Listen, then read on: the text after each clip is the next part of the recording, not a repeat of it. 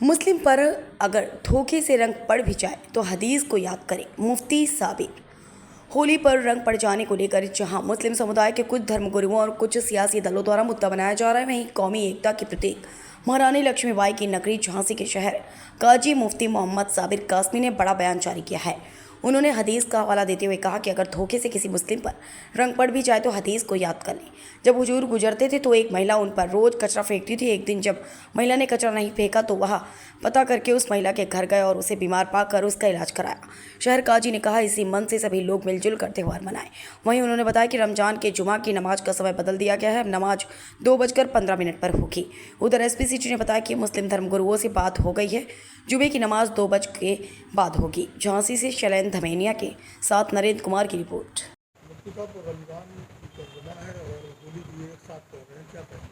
जी, बिस्मिल्लाहिर्रहमानिर्रहीम।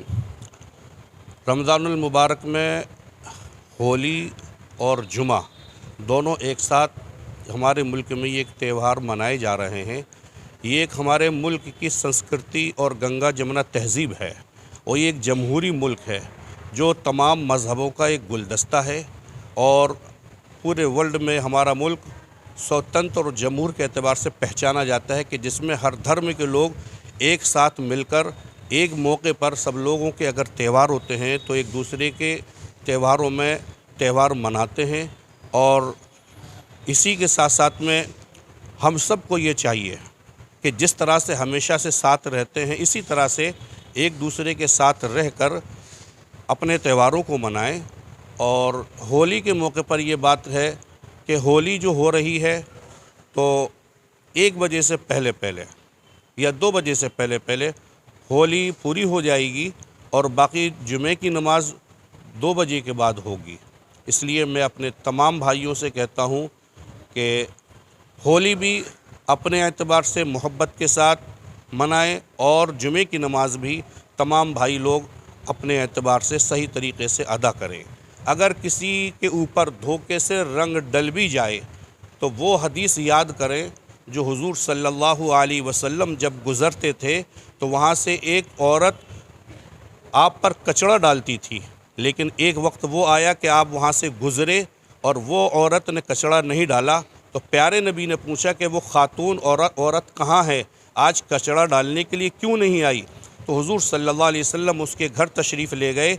पता चला कि वो बीमार थी, तो आपने उसकी इयादत की और उसकी आपने सेवा की, बीमार की खिदमत की है। तो ये अखलाक, ये नमूना, ये किरदार हमें अपने मुल्क में पेश करना चाहिए। जब इस मोहब्बत के साथ हम रहेंगे तो अल्हम्दुलिल्लाह हमारे शहर झांसी के अंदर आज तक भी कभी इस तरह के कोई हालात नहीं आए हैं और ना आगे आएंगे। इसी के साथ मैं दुआ करता हूँ कि अल्लाह ताला हम सब लोगों की इबादतों को, त्यौहारों को अल्लाह ताला बआसानी कबूल फरमाए। याद है कुछ कब ऐसा नमाज के समय बढ़ाना पड़ा? वैसे अभी 2022 में शब बारात और होली एक साथ पड़ी थी।